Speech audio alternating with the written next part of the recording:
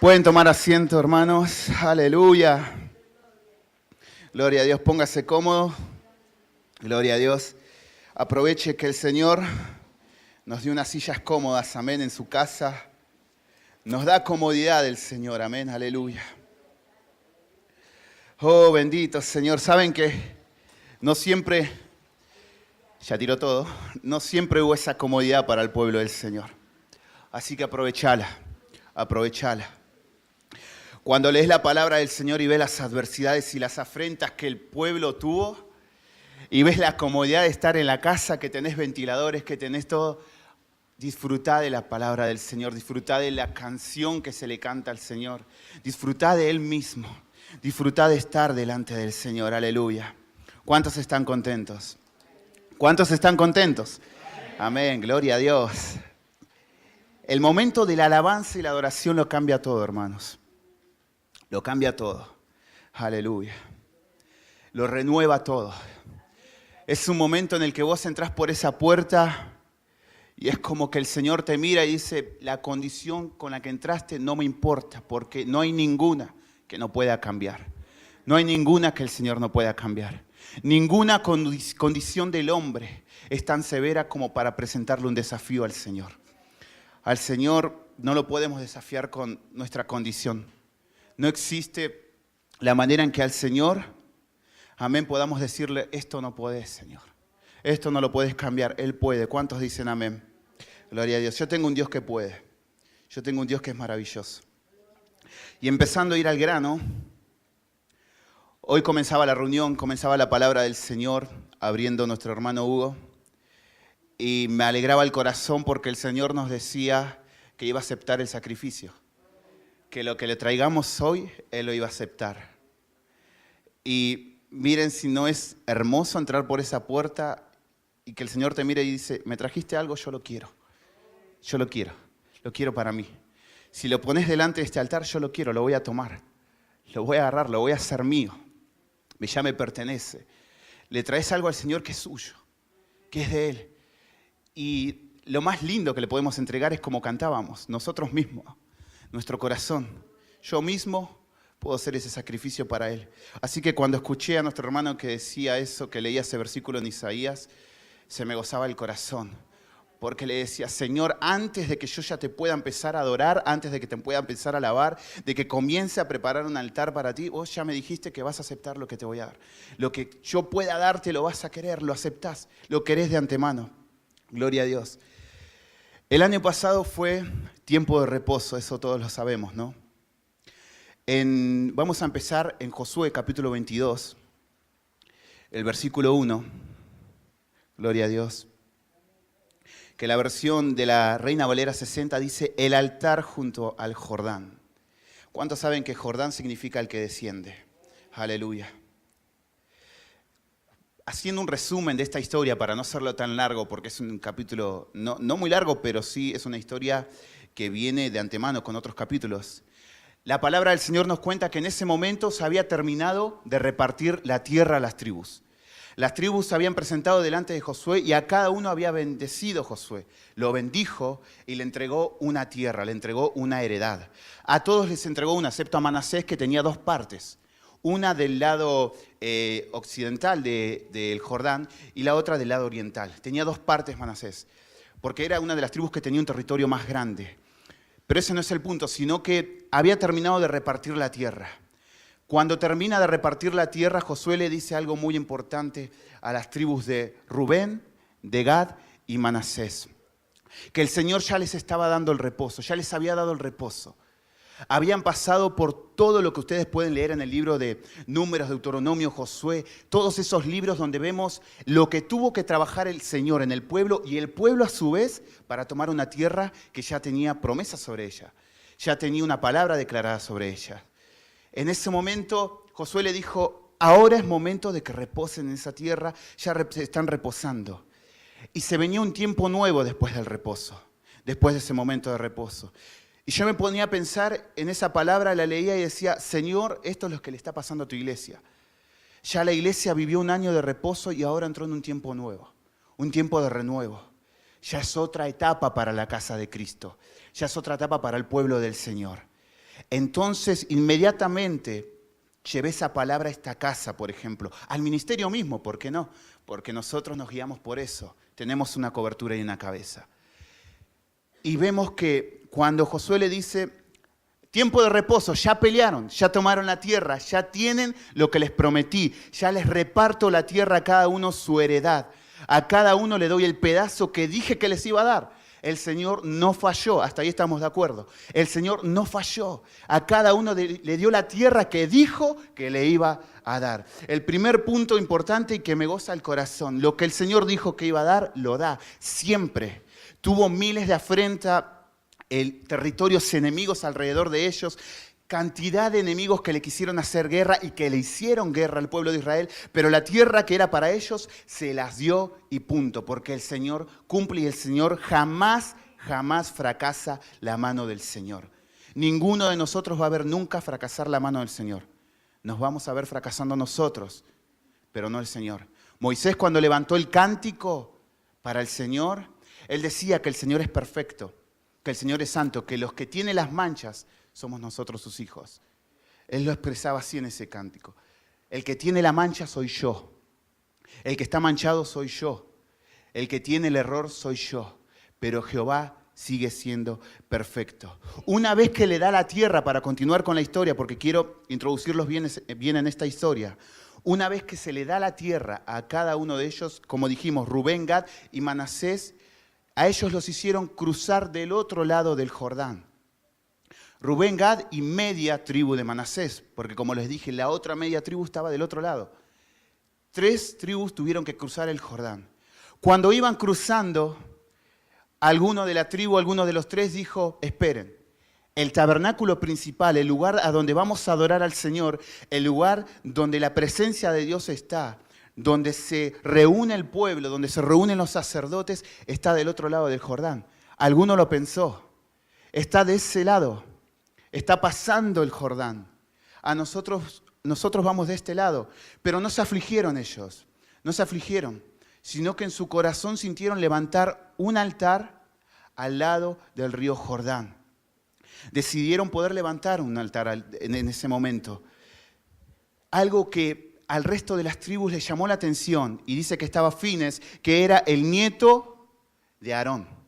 Cuando miró esto le llamó la atención y él pensó que lo que querían hacer las tribus de Rubén, de Gad y de media de Manasés, la tribu media de Manasés, era levantar un altar de ídolos, ¿no? No les parecía bien, se le acercan a ellos, ¿no? Dice que se le acerca Fines y se le acercan 10 principales del resto de las tribus.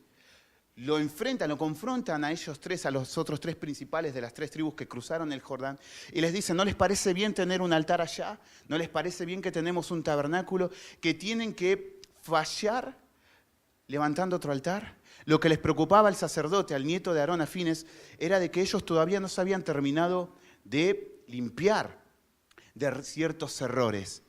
Eso lo podemos ver, gloria a Dios. Vamos a ir leyendo la historia. Josué capítulo 22. Dice el versículo 3. No habéis dejado a vuestros hermanos en este largo tiempo hasta el día de hoy, sino que os habéis cuidado de guardar los mandamientos de Jehová vuestro Dios. Ahora pues que Jehová vuestro Dios ha dado reposo a vuestros hermanos, como lo había prometido, volved, regresad a vuestras tiendas, a la tierra de vuestras posesiones, que Moisés, siervo de Jehová, os dio al otro lado del Jordán. Esto es lo que le decía. Había una orden para que las tribus 3 que iban a cruzar el Jordán siguieran manteniendo el mandato de Moisés. Cuando Fines escucha que quieren hacer otro altar, habrá pensado, eso no está en los mandatos de Moisés, ¿no? Pero hay una explicación que el resto de esas 3 tribus le dan a ellos. Y les dicen, el miedo que teníamos nosotros es que las generaciones que vienen, parafraseándolo, no resumiendo la historia, que las generaciones siguientes miraran a nuestros hijos y les dijeran, ustedes no tienen parte con el pueblo del Señor. Ustedes no tienen parte. La preocupación de estas tribus era de que sus hijos sean vistos como alguien que estaba lejos del tabernáculo del Señor, del tabernáculo de Jehová. Y esto me hacía pensar, Señor, ¿qué es lo que estaba pasando por la cabeza en ese momento de Rubén, de Gad y de Manasés. Era un temor de que sus generaciones, de las generaciones que vienen, sean despreciadas, sean menospreciadas. Y yo veía esto y pensaba, Señor, empecé a analizar los altares, y este altar primero, porque este es el primer altar que se levanta después de que Josué les dice que el reposo había pasado, de que ya habían entrado en el reposo. O sea que en el tiempo del renuevo, el primer altar que se levanta es un altar al lado del río Jordán. Y la palabra dice en el versículo 34 de este mismo capítulo: y los hijos de Rubén y los hijos de Gad pusieron por nombre al altar Ed, porque testimonio es entre nosotros que Jehová es Dios. Eso es lo que levantaron ellos. Le explicaron al resto de las tribus, pero miren que van a mirar a nuestros hijos y van a decir, no son parte del pueblo porque nos mandan lejos, porque nos mandan del otro lado, no son parte de él. Entonces se preocuparon por sus hijos, se preocuparon por la descendencia, se preocuparon por la generación que viene. Y dice que la explicación que ellos le dieron afines al sacerdote, a los principales y al resto del pueblo, los conformó y dijeron y se dieron cuenta al sacerdote de que no estaban haciendo traición a Jehová, no estaban traicionando ningún pacto de Jehová. Lo que ellos querían era un altar que esté cerca, un altar en el territorio que Dios les dio, un altar en su casa, para que sus hijos sean afectados y no sean olvidados de la presencia del Señor. Entonces el primer altar que veía entrando a un renuevo, entrando a un tiempo nuevo, de tierra nueva, el primer altar que se levantó, que menciona la palabra, que fue levantado, es un altar de testimonio. Un altar que iba a ser de testimonio no solo para ellos, sino para sus hijos. Y lo que me hacía entender el Señor es de que Él quiere un renuevo de testimonio en nosotros primero. De que cuando nosotros entramos al reposo, llega el momento de correr, ¿no?, a ese río Jordán, que es la descendencia, que es descender, que es humillarse y empezar a levantar un altar que cambie nuestro testimonio. Un altar que lo cambie. Yo cuando miraba esto digo, Señor, yo quiero que cambie mi testimonio. Yo quiero que cambie mi testimonio. Yo quiero que puedas verme y que mi testimonio sea otro en el tiempo de renuevo. Que lo que pasó ayer sea borrado, pero que haya un testimonio nuevo, genuino. Para eso se tuvieron que dedicar a levantar un altar en humillación, donde está el que desciende, donde está ese río. Primer altar levantado entonces es el altar de testimonio. Y yo creo que cada uno de nosotros miramos nuestra vida y siempre hay algo que cambiar, siempre hay algo que mejorar, siempre hay algo que tiene que ser renovado y que tiene que ser transformado, ¿no? Y el Señor en este momento yo creo que le agradó la actitud. Porque cuando ve esa actitud se pone que dice el altar de testimonio y no dice que Jehová haya intervenido, sino que los sacerdotes que eran la guía y la voz de Jehová en ese momento entendieron de que no había traición a Jehová, de que lo que estaban haciendo estaba bien, porque lo que ellos querían era la presencia cerca de su tierra, la presencia cerca de su casa. Entonces, para que haya un altar de testimonio, para que haya un cambio y un renuevo de testimonio, tiene que suceder de que cuando el Señor nos hizo pasar por el reposo, nos entrega una tierra, un tiempo nuevo y nos mete en el renuevo, el Señor de alguna manera quiere que traigamos el altar con nosotros, que armemos un altar para Él. Imagínense que el tabernáculo se movía constantemente. En este momento se dejó de mover. Pero cuando el tabernáculo se movía y dice que tenían que armarlo cada vez que ellos se establecían en un lugar, el pueblo del Señor, antes de que toda esta tierra sea tomada, ellos tenían que volver a armarlo. Los levitas tenían ese trabajo de volver a armarlo, pero nadie estaba obligado a armarlo. Era un pacto con el Señor. Era el Señor diciéndoles, yo te llevo, yo te guío, yo te meto a una tierra nueva, pero tenés que armar mi tabernáculo. Tiene que estar mi presencia, tiene que estar la presencia mía en medio de ustedes. Y antes de que las tribus fueran repartidas, las tribus siempre tuvieron el tabernáculo en medio. Esto fue el tema que pasó por la cabeza de estas tres tribus. Ahora que estoy dividido, estoy muy lejos del tabernáculo. Quería que su generación vea cercana a Jehová. Yo quiero que mis hijos, yo no tengo hijos, Pero yo quiero que cuando mis hijos sean vistos, que puedan decir, ellos forman parte del pueblo de Dios. Esa era la preocupación, de estas tribus. Que los vean y digan, forman parte del pueblo de Dios. Pero el cambio fue el testimonio, un altar levantado de testimonio. Porque la primera razón para que nuestros hijos el día de mañana sean vistos como parte del pueblo de Dios, la primera influencia somos nosotros los padres. Digo nosotros, no tengo hijos, pero a futuro. Los padres van a ser los primeros responsables en que haya un altar de testimonio en medio de sus hijos. De que sus hijos tengan un testimonio que contar, de que sus hijos tengan un testimonio que tomar, de que sus hijos tengan un altar. Así empezó ese renuevo, para estas tribus, levantando un altar de testimonio. Y yo quiero que pienses en tu vida y que la analices, la examines y puedas decir y mirar y preguntarte en qué soy testimonio y en qué no. ¿En qué levanté un altar y en qué no? ¿Tengo un altar de testimonio? Porque el altar de testimonio lo ve primero el Señor. Es un lugar donde vamos a adorar al Señor. Es un lugar de Él. Le pertenece a Él. El primero en mirar el testimonio es Él, no el hombre. Pero después dice que son afectadas esas generaciones. Cuando los pueden mirar y decir, no forman parte del pueblo de Dios. Porque sus padres no levantaron un altar. Entonces, yo quiero que mis hijos sean vistos y que digan, su padre levantó un altar, ellos forman parte del pueblo de Dios. Ellos son del pueblo de Dios. Ellos le pertenecen a Él. Primer altar, entonces, levantado un altar de testimonio. Un altar donde hay un renuevo de testimonio. Y yo primero quiero un renuevo de testimonio en mi vida. Porque yo cuando me miro digo, Señor, no soy digno ni de esto. Porque yo me ven con el saco, todo, pero yo me siento re chiquito delante de la presencia de Dios. Te sentís re chiquito delante de su presencia. Y es maravilloso. Entonces cuando el Señor te mueve, decís, yo quiero el altar conmigo. Yo quiero el altar conmigo. Yo lo quiero conmigo. Entramos al renuevo, hay un altar nuevo que levantar. El renuevo es eso también. Hay un altar nuevo, hay un altar de testimonio nuevo. Hay un altar en el que te van a mirar y decir, este ya no es el de antes, ya no es el mismo de antes. Lo cambió todo el Señor, lo mejoró todo en Él, lo cambió todo en Él, en ella. Hizo así el Señor porque levantó un altar de testimonio, amén. Gloria a Dios. Aleluya. Vamos a ir a Jueces capítulo 6. Bendito eres, Señor. Una historia que conocemos todos. Y donde se levantó otro altar. Y buscando la palabra es el segundo altar después del reposo, saliendo ya de esa etapa, que se levanta. Y tiene que ver con la vida de Gedeón. Y sé que todos o casi todos conocemos de la vida de Gedeón.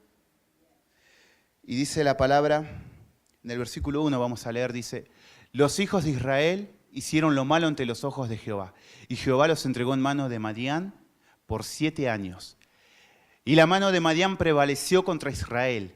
Y los hijos de Israel, por causa de los madianitas, se hicieron cuevas en los montes y cavernas y lugares fortificados. Pues sucedía que cuando Israel había sembrado, subían los madianitas y amalecitas y los hijos del oriente contra ellos, subían y los atacaban. ¿Qué pasaba en esta historia? Había un fruto, pero siempre venía el enemigo a robarlo. Había una consecuencia. El enemigo robaba el fruto. Lo que me llamaba la atención es que construían cuevas para ellos y para los frutos, porque dice que en un momento el ángel de Jehová encuentra a Gedeón que estaba escondiendo el trigo. El momento en el que el ángel de Jehová se presenta delante de él, lo que estaba haciendo Gedeón era esconder el trigo para que no sea robado ese fruto, para que no sea robado, no sea quitado otra vez. Miren a dónde llegaron, hasta dónde se puede llegar, que si nosotros no cuidamos de la presencia del Señor, no cuidamos de la obediencia a Él, el fruto que demos, sin importar si es bueno o malo, es robado.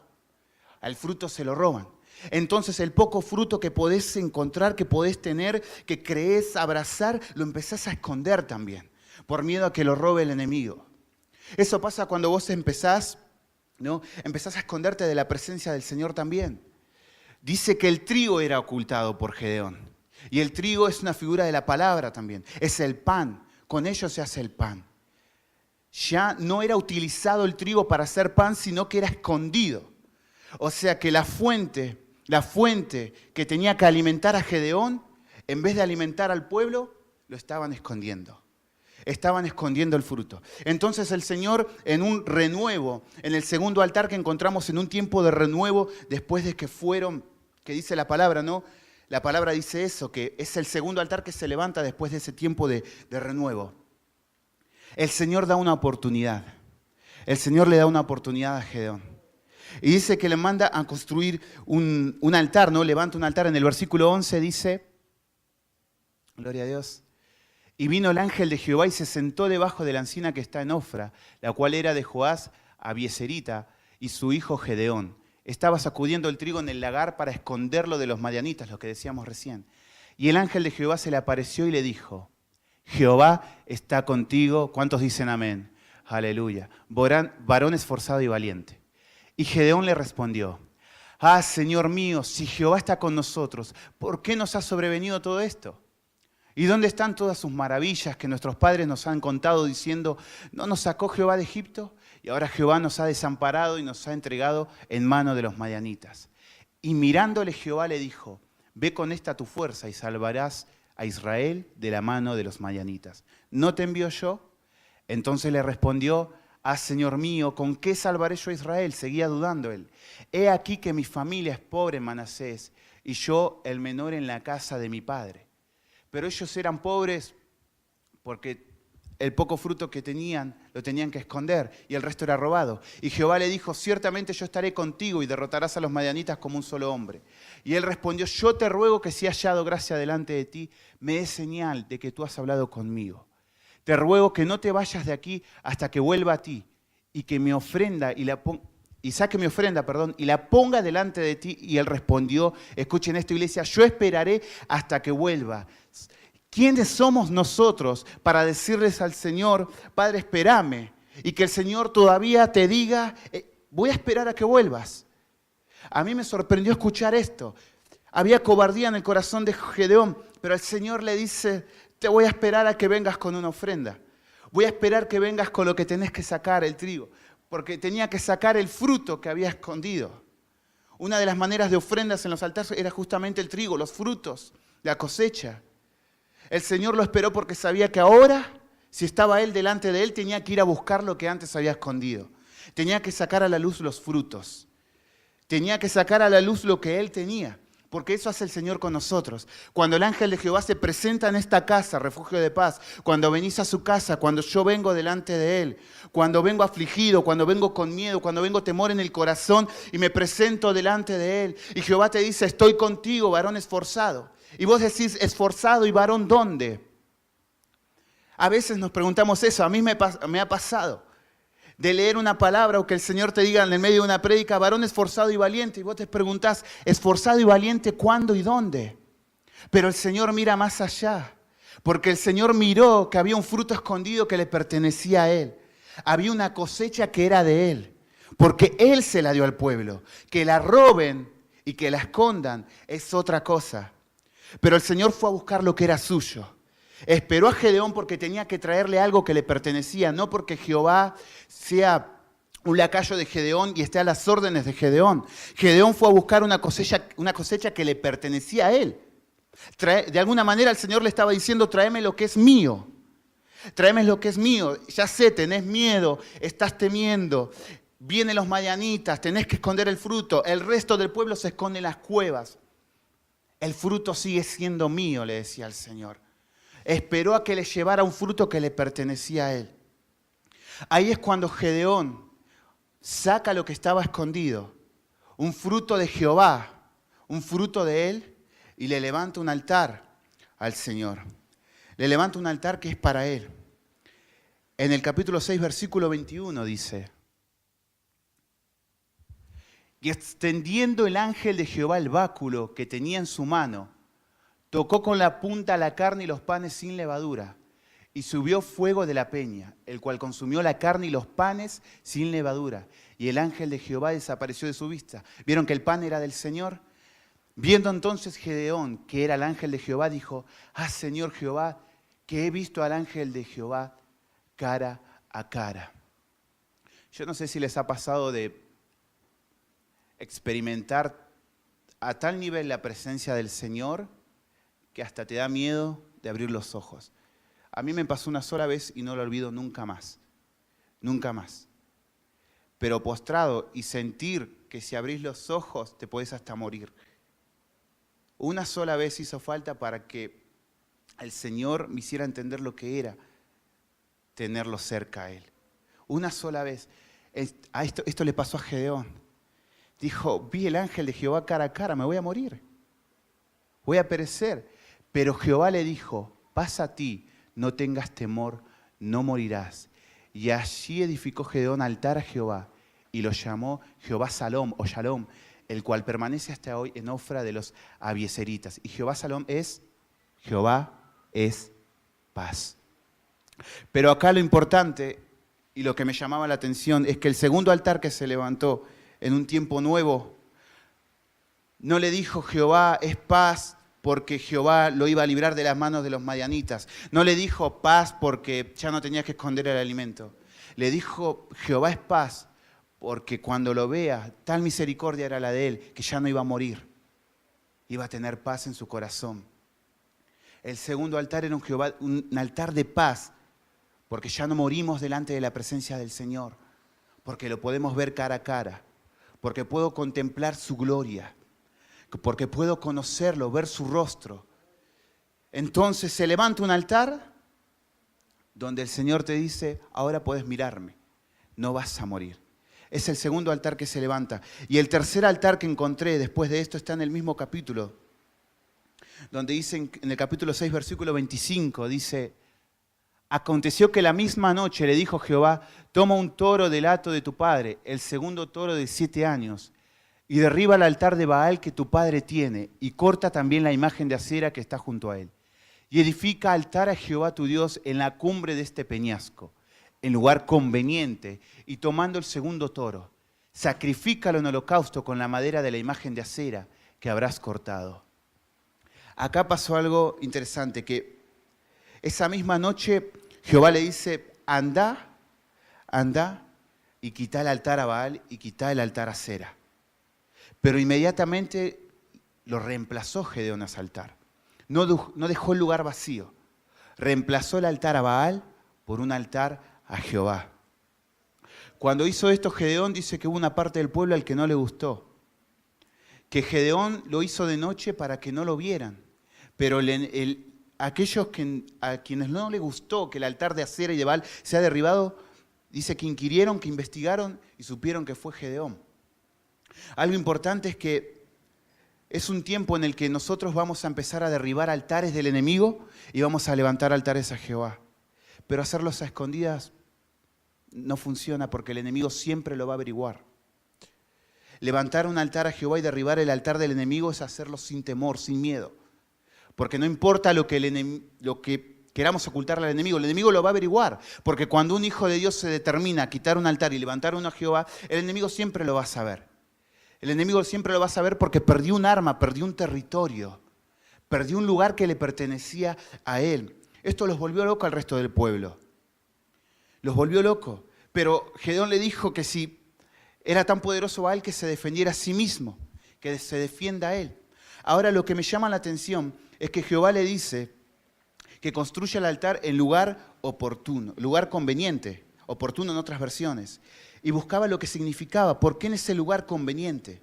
En el Strong, el H4633 y el 34, dice que significa arreglo, lo primero que hizo Gedeón, y disposición mental. Entonces el tercer altar que puedo encontrar en la palabra del Señor, después del que comenzó un tiempo de renuevo, es un altar donde la mente era cambiada, donde había una disposición de la mente, incluso del corazón, porque en Job capítulo 11, creo que el versículo 13 por ahí dice que si dispusieres tu corazón a Jehová, ¿no? Y alzares tus manos a los cielos. Y cuando buscas lo que significa corazón en ese momento, significa una de las cosas, intelecto. O sea que también habla del corazón. Gedeón no solo levantó un altar donde quitó el temor de su corazón y reconoció a Jehová como la paz que él tenía sobre su vida, sino que también levantó un tercer altar, un segundo para él, el tercer altar del renuevo, que hacía que la mente abandone a los ídolos. Un altar en lugar oportuno, en lugar conveniente. Entonces el Señor me hablaba a mi corazón y me decía, es momento de que limpies tu mente de los altares paganos, de los altares, de los ídolos que a mí no me agradan, y que levantes un altar para mí, un altar que es de Él. Gedeón no dudó en hacerlo, levantó un altar a Jehová, pero dice disposición de la mente. Entonces, levantar un altar a Jehová también es disponer la mente para que la gobierne Él. Disponer la mente para que el Señor la controle, para que el Espíritu Santo haga lo suyo, para que los pensamientos estén enfocados en Él, para que la mirada nunca se desvíe de Él, es también levantarle un altar a Jehová. Es también levantarle un altar a nuestro Señor. Es decirle, este altar, Señor, es tuyo. Está en mi corazón, está en mi mente, porque el pastor nos enseñó, el corazón piensa también. El corazón tiene sus ideas. Bueno, qué mejor que estén fundamentadas esas ideas en un corazón dispuesto. Disposición de la mente. Y disponer de algo es aceptar, ¿no? Disponer de algo es entregar a voluntad. Porque no dice que se le arrancó la fuerza a la mente en ese momento.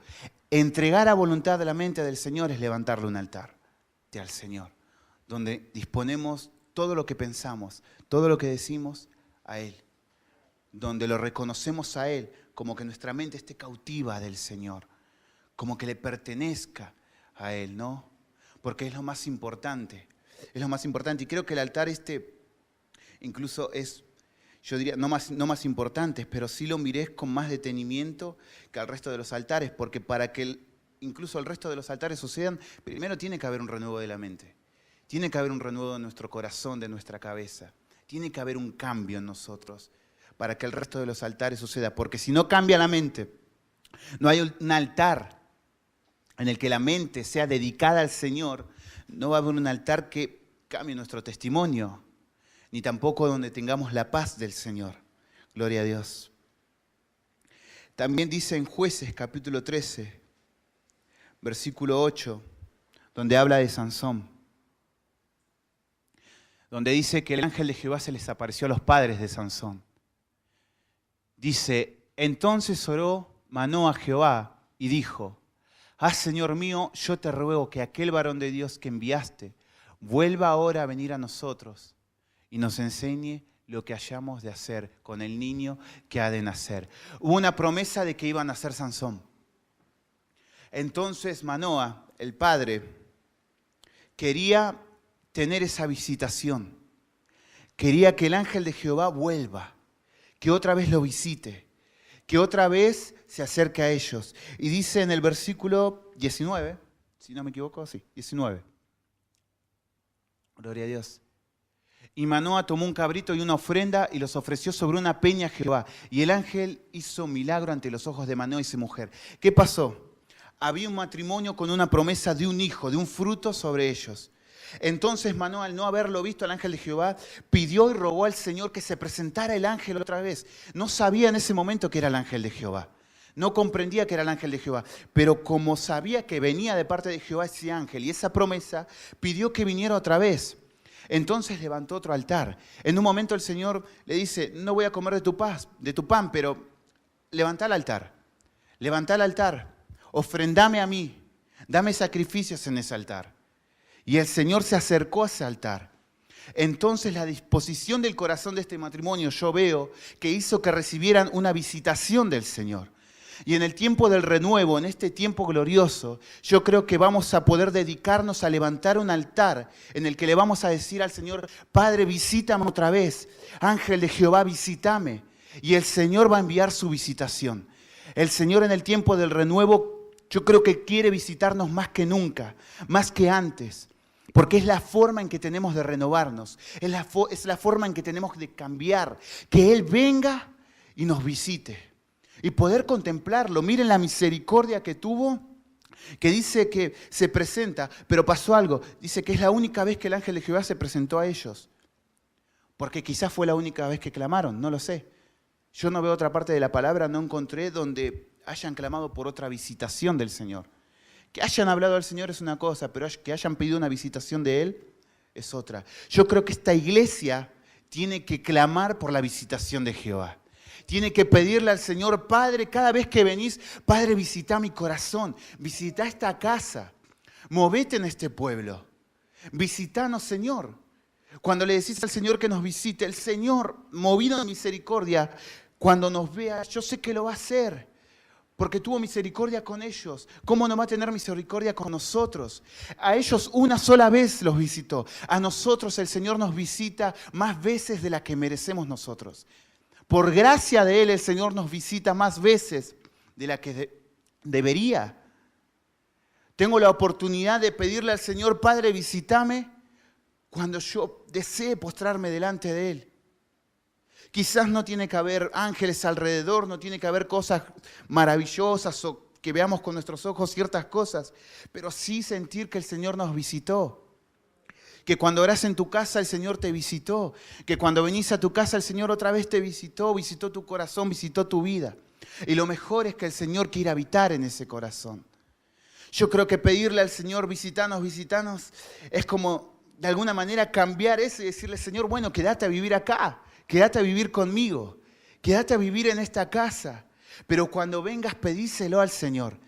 Padre, yo vengo por tu visitación.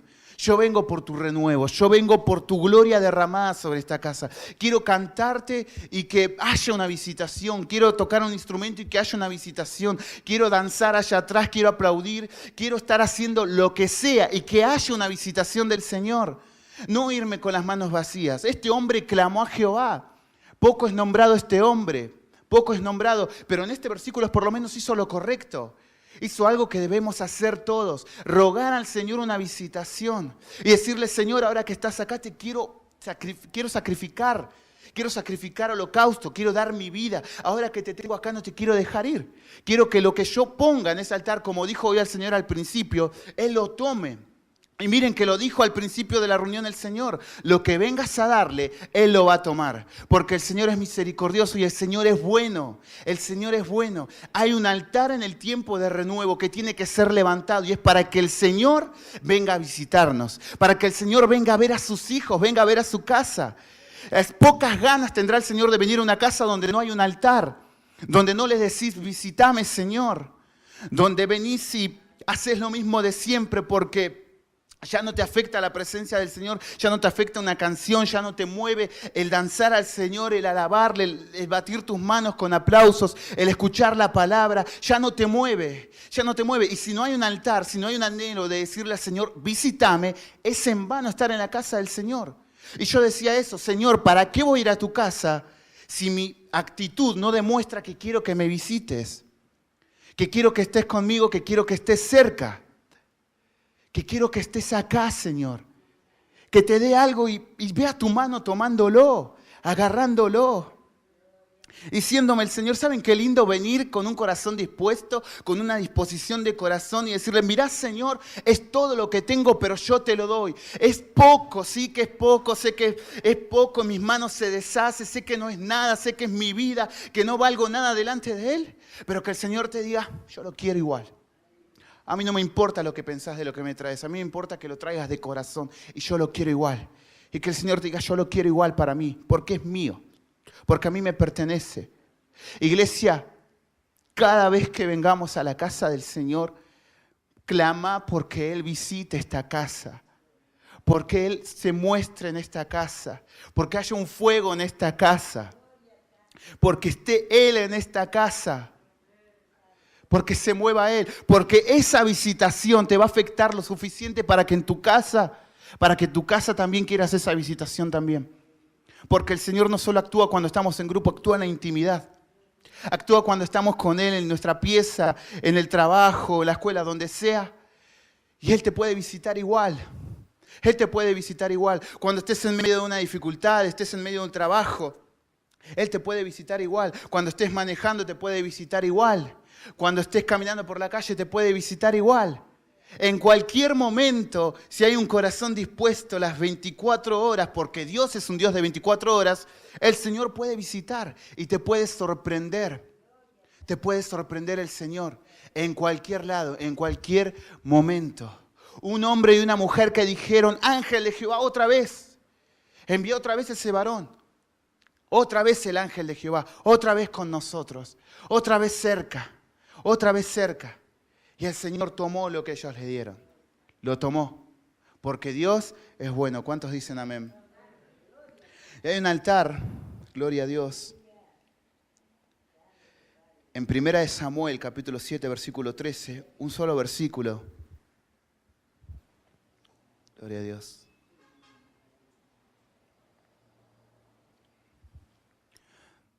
Dice, así fueron sometidos los filisteos y no volvieron más a entrar en el territorio de Israel.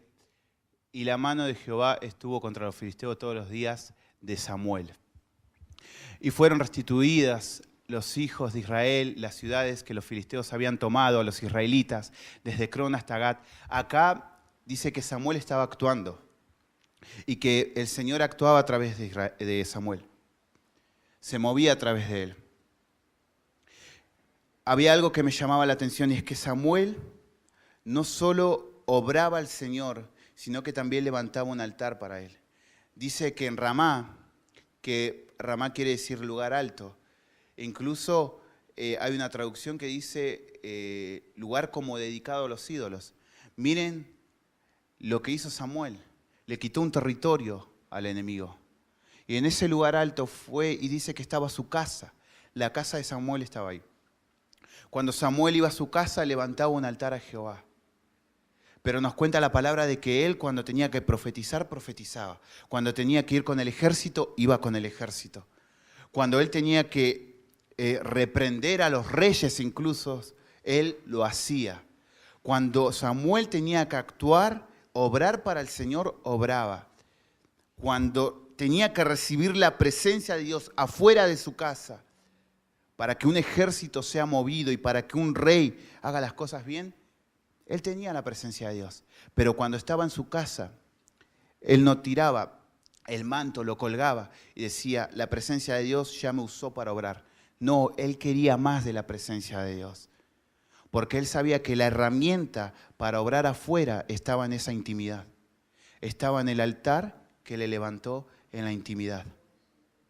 Él sabía que ningún ejército iba a moverse, ningún ídolo iba a caer, ningún rey lo iba a escuchar, ningún pueblo, si él no buscaba la intimidad y la herramienta que necesitaba en su casa, en la intimidad. Este altar es un altar de intimidad. Yo lo veía así. Un altar en el que vos decís, había el Señor, quizás lograste esa visitación acá. Quizás el Señor te usó en la radio, te usó acá, te usó con un instrumento, trabajando los chicos con el equipo, te usó en lo que sea, te usó afuera hablándole a una persona. Y sentís que el Señor te usó. ¿No se siente bien cuando el Señor te usa? Yo cuando siento que el Señor realmente fui una herramienta en sus manos, se siente bien. Se siente bien saber que estás en sus manos, que Él está trabajando, que sos una herramienta. Se siente bien cuando una persona se te acerca y te habla y te cuenta sus cosas y vos podés ser una herramienta de Dios. Podés hablarle. Se siente bien cuando haces esto incluso. Cuando estás acá, cuando cantás, cuando tocas un instrumento, se siente bien ser usado por el Señor. Pero Samuel sabía que eso no importaba. No importaba si la intimidad no estaba con el Señor. Si no tenía un altar íntimo con Jehová, podía hablar lo que él quisiera, que nadie iba a ser afectado por esa palabra. Porque yo creo que tenemos un Dios que nos equipa en lo íntimo, ¿no? Que nos equipa en lo íntimo y nos envía. Que nos prepara y nos envía. Hoy vimos 5 altares, ¿no? Pero hay muchísimos en la palabra del Señor. Yo vi los primeros, el testimonio,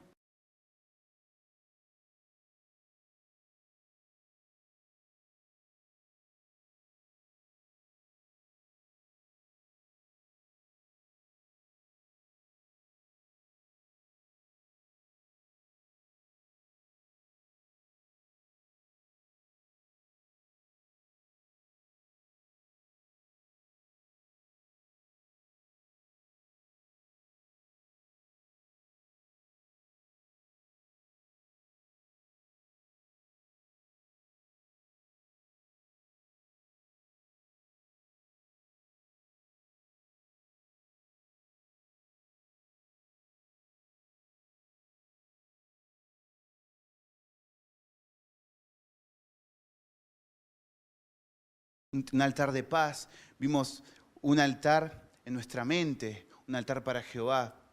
Vimos ese otro altar de visitación y este altar de intimidad, que creo que el altar de la intimidad, un solo versículo no nos hizo falta para leerlo, pero es el más importante. Es el más importante. Samuel subía y le levantaba un altar a Jehová. Reconocer que somos herramientas en las manos de Jehová. Ese es el renuevo que trae también a nuestras vidas. Creo que hay un renuevo en nuestra manera de actuar también, en nuestra manera de movernos, en nuestra manera de obrar. Que importe más lo que el Señor nos da en la intimidad. Que importe más. Que importe muchísimo lo que el Señor nos da en la intimidad. Porque yo sinceramente, porque toda esta palabra yo lo tomo primero para mí. Primero para mí, porque si no sería hipócrita. Y cuando te ves que recibís menos en la intimidad, y acá te gozás un poco más, es buenísimo gozarse en su casa. Gloria a Dios por eso. Pero a mí me empezó a preocupar que en la intimidad no tenía lo mismo, no había el mismo resultado, no pasaba igual. ¿Por qué? Porque tenés otra manera de buscarlo. A veces pensamos que porque llegás de casa, y que sí, uno llega cansado y es un día largo, sobre todo los sábados son largos para muchos, ¿no? Con el tema de la radio, de estar acá, o los viajes a Cabatán y todo lo demás. Pero llegar a tu casa y tener una intimidad con el Señor también, es bueno hacerlo. Es bueno, porque la mayoría acá obra para el Señor. Tiene una actividad, digamos. Y el que no está con el Señor, está en la casa del Señor. El hecho es la herramienta, el hecho es dónde me equipo yo, dónde estoy siendo equipado. Porque acá el Señor te equipa con la palabra, acá el Señor te equipa con su presencia también, acá el Señor te da muchas herramientas, te da una enseñanza, una dirección. Pero a mí también me preocupa lo que pasa en la intimidad con el Señor. Me preocupa lo que pasa ahí. Y no solo me preocupa, me tiene que ocupar lo que pasa ahí. Yo tengo que preguntarme a qué nivel estoy en la intimidad con el Señor. Y no decirlo porque solo lo ve Él. Lo que importa es lo que Él dice, lo que Él piensa de nosotros. Lo que Él piensa de nosotros. Yo te invito a que puedas buscar en tu intimidad ese ramá, ese lugar que le fue arrebatado al enemigo, para construir un altar. Un profeta le arrebató de las manos al enemigo un territorio y puso un altar de Jehová. Le arrebató de las manos del enemigo un lugar alto y puso un altar de Jehová. Lo que Samuel hacía en la intimidad afectó a que David venciera a un gigante, afectó a que Saúl fuera levantado como rey, afectó a que venciera al pueblo de Israel a los filisteos, afectó a que lugares altos de todos los templos fueran sacados, que ídolos fueran derribados. Fue la intimidad de Samuel con Jehová, porque era la herramienta de Jehová en ese pueblo, en ese momento de la historia. En ese momento de la historia, la herramienta era Samuel. Entonces, si dijo Samuel, si soy herramienta de Jehová, más que todo el resto del pueblo, necesito intimidad con Jehová. Necesito intimidad con Él. Y hoy cada uno de los que estamos acá es una herramienta o una herramienta en potencia en manos de Jehová. En manos del Rey, en manos del Señor. Y a vos te tiene que preocupar y ocupar y dedicarte a poder tener esa intimidad con Jehová. Y decir, si el Señor me va a usar, si el Señor va a usar mi vida, si voy a ser una herramienta en sus manos, si le voy a hablar a 1, a 2, a 3, a 5, a 500, si voy a cantar una canción, 2 canciones, si voy a dar una palabra, si voy a actuar para Él, si voy a evangelizar, profetizar, lo que fuere, si voy a ser una herramienta en manos de Jehová, yo quiero que el Señor primero me hable en lo íntimo, me hable en Ramá, me hable en ese lugar que levanté para Él, construir para Él. Dice que estaba el altar en su casa, en su casa. Miren si Samuel Samuel no tenía altares para visitar, tenía templos, tenía los altares que se levantaban alrededor del pueblo de Israel, que levantaba Judá, que levantaba el resto de los pueblos. Tenía muchísimos altares para visitar Samuel, pero el altar que yo veía que a Samuel más le importaba es el que estaba en su casa. Ese era el altar más importante para Samuel, el altar que tenía en lo íntimo con Jehová. El altar más importante es el que tenés en tu corazón. El altar más importante es el que le das a Jehová desde acá. Es el lugar que ocupa Jehová. Es el lugar que le arrebataste al enemigo porque un día se levantó un ídolo y vos dijiste, no, acá va un altar de Jehová. En este lugar va un altar de Jehová. En este territorio sé que al enemigo le gusta, sé que al enemigo le agrada ese lugar, le es cómodo del enemigo, pero ese altar es de Jehová, ese altar es del Padre, ese altar es del Señor. Y cada uno de nosotros se lo tiene que hacer saber al enemigo, se lo tiene que hacer saber, porque no se trata de levantar una mano y decirle, Señor, soy un altar y después la vida es la misma. No, es todos los días. Con tu actitud, con tu forma de pensar, con la disposición de tu mente, de tu corazón, de tu alma, con la disposición de tu carne, porque tu carne es la que menos va a querer eso, pero tiene que hacerlo. Es hacerle saber al enemigo, ese altar que vos querés, ese altar que está ahí es de Jehová, no es tuyo. No es tuyo, es un tiempo de renuevo y se renuevan los altares también, porque hay altares que se contaminan, hay altares que tienen ofrendas que no son del Señor. La palabra está llena de ejemplos de personas que ofrendaron mal para el Señor. Y al Señor no le agradó, fue un fuego extraño. Fue raro para el Señor. Y el Señor Jesús decía, ¿qué es más importante? ¿La ofrenda, el sacrificio que van a dar o el altar mismo? ¿Qué es más importante? El Señor sabía la importancia del altar y se propuso y se dedicó a que sus discípulos conocieran lo que es un altar. Y que aquellos que venían y daban un sacrificio al altar, tirándole una moneda al Señor, tirándole un desperdicio al Señor, supieran y entendieran que el altar era lo importante. Que a Él no le importaba la plata que traían, la cantidad de fariseos que venían en tumulto y le dejaban oro al Señor y monedas y monedas. A Él no le importaba. Al Señor le importaba el altar. Al Señor le importa siempre el altar. No importa el billete, no importa si los fariseos decían, somos los que oramos, somos los que ayunamos, somos los que estamos en las esquinas. No, al Señor le importaba el altar. Y sus discípulos aprendieron lo que era el altar estando cerca de Jesús. Porque cerca de Jesús siempre había un altar. Cerca de Jesús siempre había oración, siempre había un milagro, siempre había visitación, siempre estaba el Espíritu Santo. Siempre había un altar limpio con Jehová. Estar con Jesús es estar en un altar supremo, es estar con el sumo sacerdote. Y el sumo sacerdote es el que nos lleva al altar más importante, el altar que está en el lugar santísimo. El altar que dice el libro de Apocalipsis que ángeles salían de ahí, que había santos alrededor de ese altar, que había gente y millares que estaban y conocían ese altar. Jesús es el único que te va a llevar al altar más importante del lugar santísimo, porque Él es un altar, porque nuestro corazón tiene que tener un altar a Él, porque Él sabía la importancia del altar. Él conocía la importancia del altar. Y al Señor ya no le importa, en el tiempo de renuevo ya no le importa. Hay tantas cosas que no le importan al Señor. No le importa lo que nos preocupa en lo material. El Señor me hablaba y me hacía entender esto. Porque que yo tenga lo material, que yo tenga lo natural, a mí no me va a hacer edificar un altar mejor para el Señor. El Señor a través de esa palabra me decía, a mí me importa el altar. A mí me importa el altar. A mí me importa el lugar, a mí me importa ese lugar que ocupo, que yo tengo ahí. ¿Qué importancia tengo en vos? ¿Qué importancia tengo en vos? ¿Qué importancia tengo en tu vida? Cuando el Señor te pregunta qué importancia tengo en tu vida, te quedas mudo a veces. Porque sentís que si le contestás, le estás contestando mal. Cuando el Señor en lo íntimo te dice, ¿qué importancia tengo yo? ¿Cuánto te importa el altar a vos? Porque a mí me importa mucho. Ay, ¿qué le decís al Señor? A mí me gustaría, hermanos, decirle, Señor, el altar que te levanté a vos es el más importante de mi vida, es el principal altar que yo edifiqué. No hay altar más importante, Señor, más sublime que el que te levanté a vos en la intimidad. Pero no pasa. No pasa. No es de esa manera. No es de esa manera. Es decirle al Señor, Señor, no sé, pero examínalo. Examínalo. La mejor respuesta que le puedo dar al Señor es examinar el altar, Señor. Y lo que no te guste, hacémelo saber y empezá a cambiarlo. Empezá a moverlo.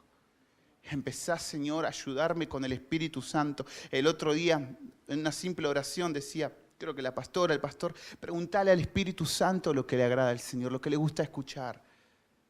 Preguntale al Espíritu Santo. Hoy esta mañana le preguntaba al Espíritu Santo, ¿qué le digo? ¿Qué le digo a mi amado? ¿Qué le digo al Señor? ¿Qué le digo a mi Padre? ¿Cuáles son las palabras que Él puede degustar? ¿Cuáles son las palabras que Él quiere? ¿Cuáles son esas palabras que a Él les pueden parecer dulces en este altar?